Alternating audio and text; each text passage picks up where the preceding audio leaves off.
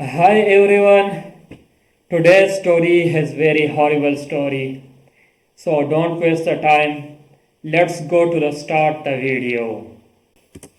Hello everyone, my name is David. Today we are going to take a look at another real story with you. Today's story is about UP and Mumbai. This story revolves around these two states. This story is one where the police have no clue at all. They don't find any lead, and the police are investigating a murder. They don't realize that ahead lies another twist, and the story of another dead body waiting for them. This is the story of Govandi. Govandi is a suburb in the eastern part of Mumbai. In the Govandi area, there was a well at that place. That well used to be eerily silent. There were no houses around it, no settlements, no people living nearby. Locals often called it a ghostly well. It had that haunted kind of vibe. But kids will always be kids. Whenever they played, they never told their parents that they often went near that well to play. Their families had no idea that the children kept visiting that place. Many times when they sneaked out of their homes to run, jump, and play freely, they ended up near that same well. And many times that well would have a little water in it, maybe from the rains or leftover rainwater that had collected there. The kids would climb in, splash around, bathe in the water, play for a while, and then come out again. This was in October 2023.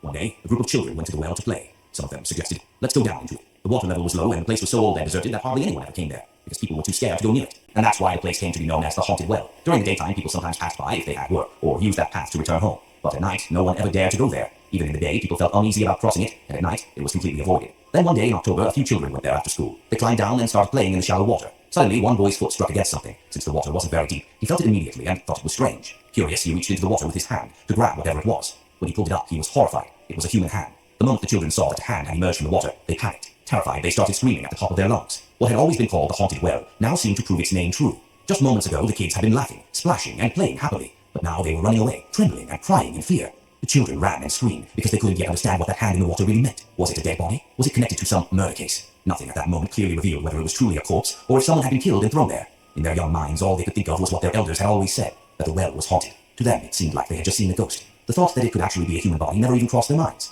Terrified, crying, and screaming, they kept running until they finally reached home. Then the children reached there. The people there noticed how terrified the kids looked, how they were crying and shouting, so they asked what had happened.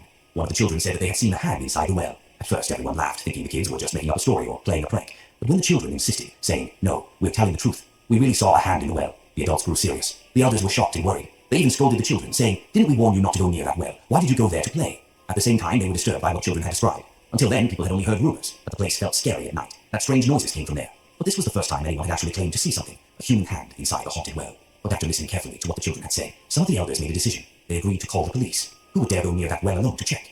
Everyone was already afraid of that place, and now after hearing the children's account, the fear had only deepened. Nobody knew what might be inside, or who, or how dangerous it could be. So they decided it was best to inform the police, who could investigate properly. The police were called, and after a short while, they arrived at the scene. Officers sent a few men down into the well. When they went inside, they pulled out a human body, swollen and decayed. Looking at it, it seemed as though it had been lying in the water for many days. As the police brought the corpse out, they immediately began searching the surroundings. While scanning the area, they suddenly came across something unusual. Several empty liquor bottles lying nearby. Sometimes men from nearby neighborhoods would sit in that deserted area to drink. So at first, the police assumed the bottles must have belonged to those people. But as they searched further, they found more bottles in another spot, and along with them, a small bag. Inside the bag was a wallet. The moment the police saw the wallet, their eyes lit up, thinking it might hold a clue. They carefully checked everything inside, but there was nothing useful. No ID card, no document, nothing that could reveal who the dead person was, where he lived, or even his name. The only thing they found was a small piece of paper with a mobile number written on it. This was the only arrow in the dark, the only lead. Still, no one knew if the dead body had any connection to that bag or the wallet, or if they had simply been dropped there by someone else. But the police felt that at least it was something to begin with. So they decided to start from there. They dialed the mobile number written on a piece of paper. When they called, the phone was switched off. Again and again, the officers tried, but the number stayed unreachable. For hours they attempted, yet the phone remained switched off. That's when suspicion grew stronger. The police thought, if someone had picked up, we could have assumed there was no link. But if the phone is continuously off, then it almost certainly has some connection to this dead body. There was a dead body, and next to it a bag. Inside the bag was a wallet, and in that wallet only one thing was found. A slip of paper with a mobile number. Nothing else. No ID, no documents, nothing. That made the police suspicious. If the wallet had belonged to someone else, they would have had at least some clue about the owner. But this slip with just a number seemed strange. Something was definitely off. So the police decided to dig deeper. They planned to trace the call detail records, CDR, of the mobile number written on the paper, hoping it would somehow lead them to the dead body's identity. They pulled up the call history linked to that number. According to the records, the most recent call had been an incoming one. That is, the number written on the slip had last received a call from another phone. The police then decided to dial that latest number, the one that had made the most recent call. The phone rang, and finally, someone on the other side picked up. For the police, this felt like their first real breakthrough. They asked the man, "Who are you?" But the caller replied, "First tell me, who are you?" The officers answered, "We're from the police." They explained, "We found a slip of paper with this number written on it. Can you tell us whose number it is? Do you know this person?" The man replied, "Yes, sir, this is my friend's number. His name is Karan." The police asked, "Who is Karan?" He said, "He's from Uttar Pradesh." Then the police asked, "Can we talk to Karan?" The man responded, "Karan isn't here. He went to his in-laws' place with his mobile." When asked how long it had been, the truth came out. It had already been about a week. And after that, there had been no news of him. Karan's friend told the police, "I also tried calling him, but his phone has been switched off." The police then described the clothing that had been found on the body, torn, waterlogged, stuck to the corpse. As soon as they gave the details, the man on the phone said, "Sir, those are the same clothes my friend Karan was wearing that very day." Those are Karan's clothes. Immediately, the police sent him photos of the body and the clothes. Now, the big question arose, what was Karan doing in Mumbai and how did he end up like this? When Karan's friend saw the photo, he said, "Sir, this is my friend Karan."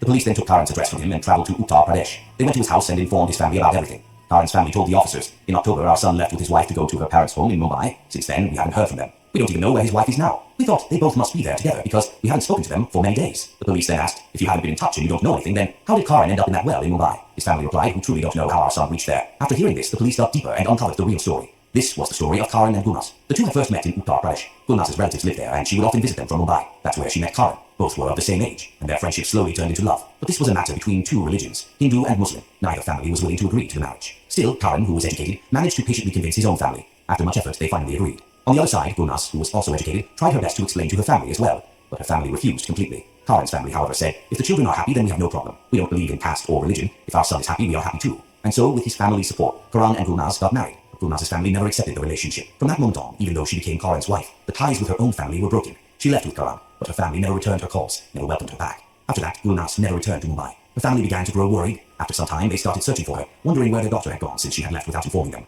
All they knew was that she had gone to Uttar Pradesh. When they asked her relatives there, they replied, "We don't know. She told us she was going back to Mumbai." So Gulnaz's parents realized something was wrong. Eventually, they discovered that she and Karan had gotten married in UP. During this period, she tried several times to contact her mother, even attempting to persuade her. But she was afraid to tell her father, knowing he would become furious. Despite all these complications and tensions, Karan and Gulnaz went ahead with their marriage. But Gulnaz's family remained completely against it, bitterly opposed to the union. And after the marriage, since Karan's family had already accepted the relationship, so one day Gulnaz's father called Gulnaz and told her to come Mumbai to meet with her parents, with her husband, and Gulnaz's father. Also talked with Karan and said they want to meet with both their daughter and son-in-law, and said among the relatives, the thought was, at the very least, they should send their daughter off properly with respect. So they told her, "Bring her back to our city to Mumbai." They even spoke to Karan saying, "Yes, we were angry with you before, but now we forgive you, for the sake of our daughter's happiness. Now you must come." After the wedding, it's tradition for the bride to visit her parents' home for the first time, so bring her. Karan and Gulnaz agreed. Both families had finally accepted the marriage, and everyone believed that life would now be filled with happiness. They thought the couple's future would be peaceful, with no difficulties, and both families would share joy together. In October 2023, Karan happily arrived in Mumbai.